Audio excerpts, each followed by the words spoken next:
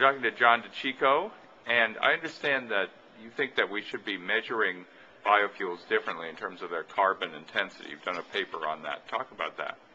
Sure, Jim. When we think about carbon footprint of fuels, it's come into the language, and we have California doing a low carbon fuel standard on that basis, and at the federal level, EPA screening different biofuels according to their carbon footprint. The idea is that somehow, say, a gallon of ethanol is going to have a set of emissions associated with it. But the issue is not the ethanol itself.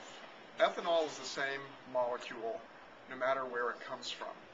The emissions of concern are those that happen when the ethanol is made. And that includes all the way from growing the corn or growing the other crop that might go into the biofuel through the biorefinery, where that is processed and turned into the fuel, and then also back into global commodity markets, because if you grow a crop for one purpose, it's really interchangeable with others, and that is what gets into the food versus fuel problem. The result is that if you try to measure all of these very disparate sources of emissions, tropical forests, cornfields, soybean fields, biorefineries, and try to reduce it all to one number, you get into a lot of controversy. And that's been the problem with the debate we're hearing now, where you have some camps saying, oh, it's really dirty, others saying, oh, it's really clean, because there's not agreement on how to count the different emissions.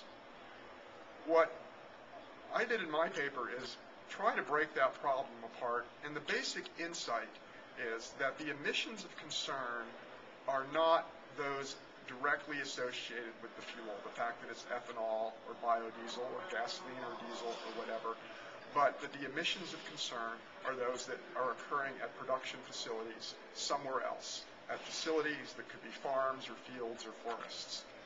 And so the concept is that instead of trying to reduce all of this to one number, let's begin managing those emissions where they occur.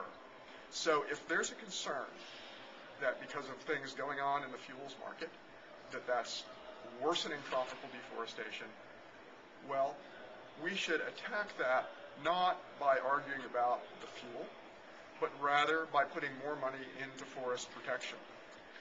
For other reasons, because tropical deforestation has been a known public concern. The climate bills that people are talking about in Congress reserve some money to protect forests, because that's a less expensive way to reduce emissions than perhaps buying new technology. So if we have a problem associated with our fuel use,